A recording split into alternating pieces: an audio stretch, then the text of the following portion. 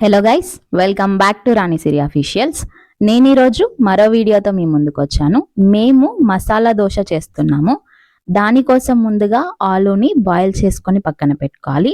ఇప్పుడు stove on చేసి ఒక గిన్నె పెట్టుకొని దానిలో ఆయిల్ వేసి ఆయిల్ హీట్ అయిన తర్వాత కొన్ని ఆవాలు, కొద్దిగా పసుపు, దానిలోనే కొద్దిగా పచ్చిమిర్చి, కట్ చేసుకున్న ఆనియన్స్ వేసుకొని ఉడికించి పక్కన పెట్టుకున్న ఆలుని స్మాష్ చేసి దానిలోనే వేసుకొని కలుపుకోవాలి. ఇది ఫ్రై అవుతున్నప్పుడే కొద్దిగా జీలకర్ర పొడి, కొద్దిగా ధనియాల పొడి కూడా వేసుకొని లాస్ట్లో కొత్తిమీర వేసుకొని పక్కన పెట్టుకోవాలి.